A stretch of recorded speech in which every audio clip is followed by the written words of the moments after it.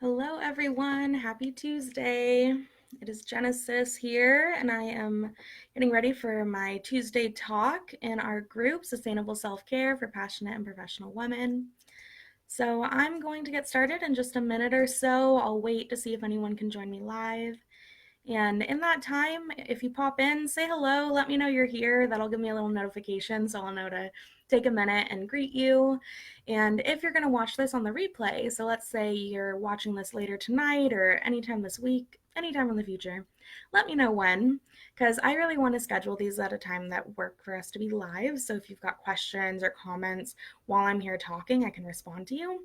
And I'm open to changing my schedule, so let me know when works best for you. I'll probably do a poll later this week to see what time you'd prefer. But help me out, leave a comment, let me know when you watch so that we can connect live. So today I'm talking about a topic that's really near and dear to my heart because I am a recovering workaholic. So I am well aware of what this topic is like, what it feels like, and that it's really hard to recover from. Hey Brittany, I see that you're here with me live. Welcome. So as you have questions or comments throughout this talk, please stop me, leave a comment and I'll get back to you. If I can't get to you live, I'll come back to you later on and respond. So today I'm talking about why do we become workaholics and how do we stop the cycle? So this week, I'm talking all about what it's like to be a workaholic. So what does that really mean? So when I say that, what I'm talking about is someone who works compulsively. And it's to the point that your work hurts your well-being or negatively impacts your health or your relationships or your other priorities that make your life feel full. And really, it's when you feel compelled to continue working. It's hard for you to set boundaries on work, and it feels like something you're forced to do, and you can't really turn it off.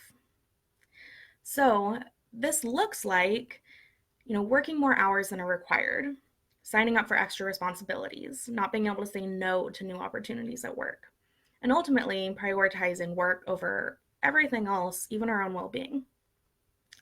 I recently read a Forbes article and I wanted to share with you the 7 signs that they shared about if you might be a workaholic. You might identify with some of these topics. So, if you think of how you can free up more time to do more work, you spend more time working than initially intended. You work in order to reduce feelings of guilt, anxiety, helplessness, and or depression. You've been told by others to cut down on work without listening to them. You become stressed if you're prohibited from working, like if you get sick or if you go on a vacation, that causes you more stress. If you deprioritize your hobbies, your leisure activities, or exercise because of your commitment to work, or you work so much that it's negatively influenced your health. So that's what I mean by the term workaholic. So welcome everyone that's joining me. I see Evelyn and Gracie. Welcome. Glad you're here. So if you have questions or comments as I'm going through, go ahead and post them and I'll try and get back to you live. So I just reviewed what I mean by the term workaholic. So it's when we feel compelled to work and work and work and work. So why does this happen? Why do we become workaholics? Why did I become a workaholic? So this typically happens when we're trying to meet a need. So we all have basic needs, right? And some of the ones that a workaholic might be trying to meet by overworking could be a sense of belonging, a sense of safety, or a feeling of significance. And it may feel like you need to work and, go above and beyond to be a part of your team at work, to be respected by your supervisor or your colleagues. Maybe that's the culture that your work organization has established. And we may become more agreeable at work than is actually healthy for us in order to stay on people's good sides. But that's usually out of fear that we might lose our job. And at some point in your life, you may have been taught that your productivity equals your value. And our supervisors and our work culture and society at large can continue teaching us that belief. So if you experienced as a kid conditional love and support. I'm just going to say that very broadly. But if you were taught lessons about your self-worth being related to your ability to follow orders, or if you were only given love and attention when you brought home a report card with good grades, that one was what it was for me.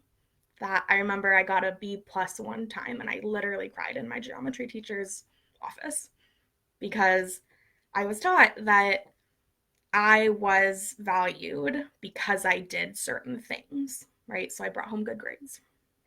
Or if having a clean room was something that was really celebrated in your house, but waking up in the morning and being around wasn't as celebrated. That's conditional treatment, right? And so if we learn that we have to be a certain way to be valued, to feel worthy, to be a part of the group, and then we translate that into our work, it's really easy to become a workaholic because we're striving for that need to be met. I also mentioned safety. So this is one you can kind of screen for by asking yourself, how would you feel if you lost your current job?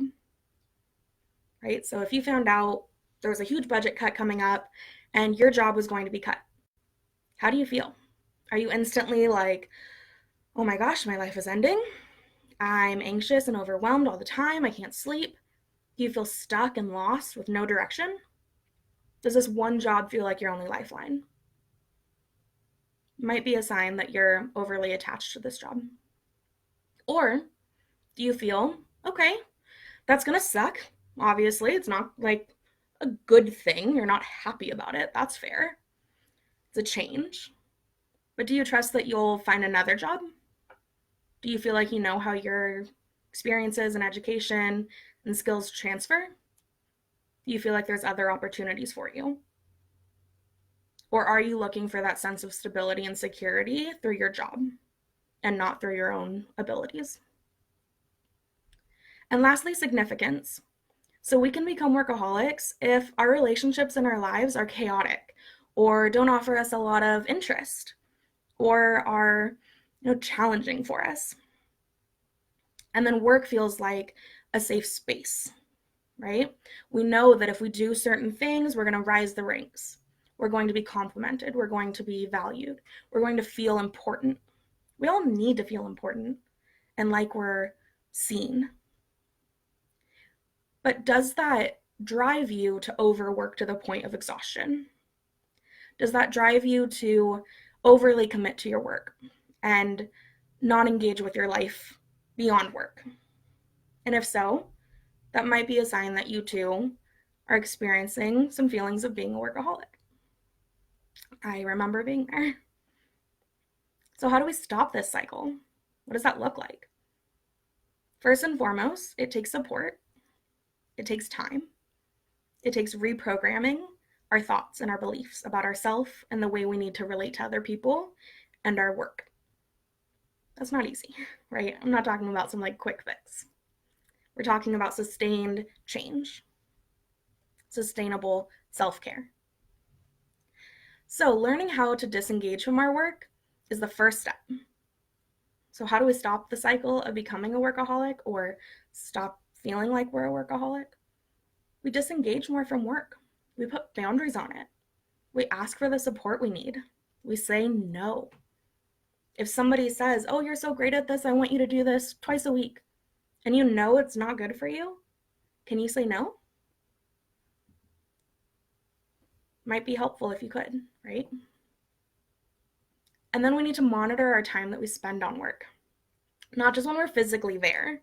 So you might be good at like, oh, the office is only open 8 to 5. I'm only there 8 to 5 physically. But are you mentally there another 10 or 20 hours a week? Are you talking to all your friends about work? Are you spending hours agonizing over an upcoming project or rethinking if you should have sent that email or not? Are you truly prioritizing other things than work? And can you? Because ultimately it comes down to taking care of yourself first, so then you can take care of others, right? And your life isn't just your work, even though sometimes it can feel like it.